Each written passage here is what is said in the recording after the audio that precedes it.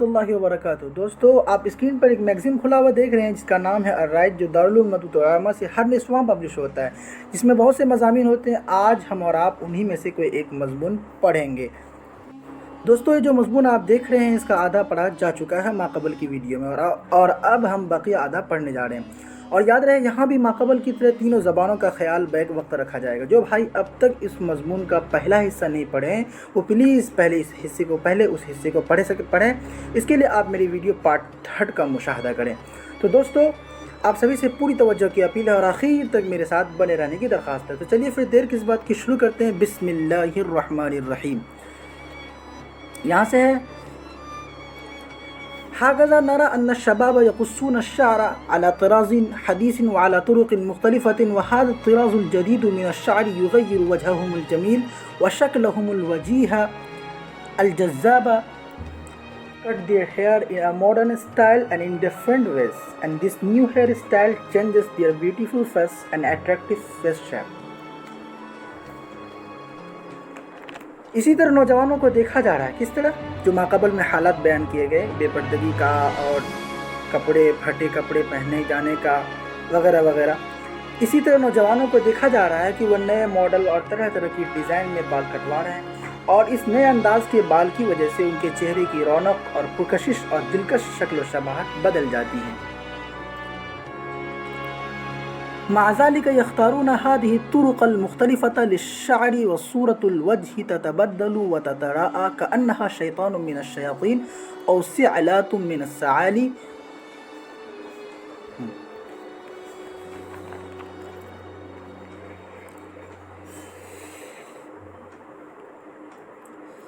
Yet they choose these different hairstyles, and the image of face changes and looks like a devil from among the devils or a demon from among the demons. If you have any suggestions for us, leave a message in the comments field.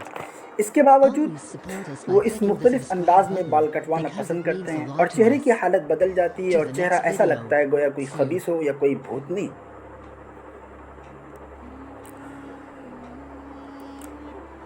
وَيَقُومُونَ بِإِعْفَاءِ اللِّحْيَةِ بِدُونِ تَسْرِيحٍ وَتَنْزِيمٍ. And they relieve the beard without styling and without arrangement. اور وہ لوگ اور یہ نوجوان داڑھی کے بال ایسے بڑھا کے رکھتے ہیں کہ نہ اسے کنگھی سے سلجھایا جاتا ہے اور نہ سلیقے سے رکھا جاتا ہے۔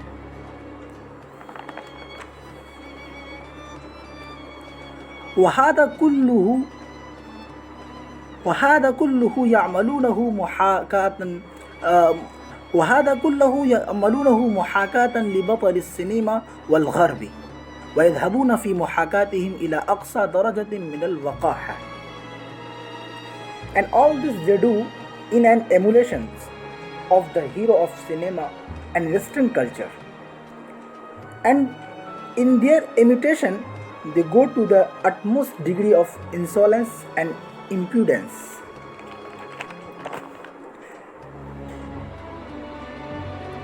اور یہ ساری حرکت وہ نوجوان مغربی تہذیب کی تقلید میں اور فلم ہیرو کی نقالی میں کر رہے ہیں، اور ان کی تقلید و نقالی میں انتہائی درجے کی بے حیائی اور شوخی میں جا چکے ہیں اور جا رہے ہیں۔ وهكذا رأيتم أن وسيم الرزوي كيف باع دينه وعقيدته بعرض من الدنيا، وطعن في القرآن الكريم ودعا إلى حذف بعض آياته زائما زعما كاذبا بأنها آيات تحرض على قتل الكفار وآيات تحرض على الإرهاب وهي تخالف الإنسانية وفلاحها. Thus you have seen that Wasim Rizvi, how he sold his religion and belief for an offer from the world, and he defamed the Holy Quran, and he called to the elimination of some it verses, claiming falsely that they are verses that incite the killing of infidels and verses that incite terrorism. And they are contrary of humanity and its peasant. اسی طرح آپ نے دیکھا کہ کس طرح سے وسیم رضوی نے اپنا مذہب اور اپنا ایمان بیچا صرف اور صرف دنیاوی دولت کے لیے،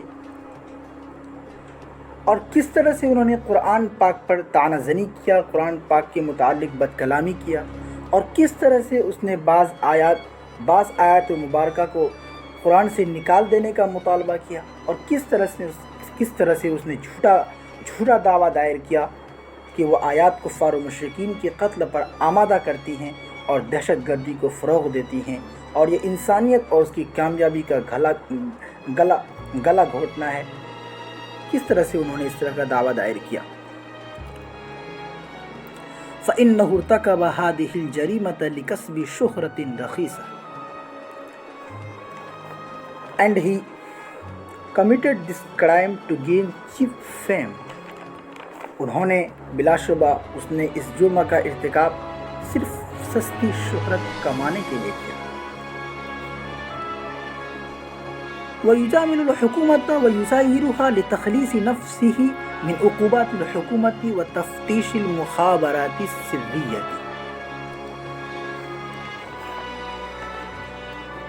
And he praises the government and goes with it to get rid of government fines and secret intelligence inspections۔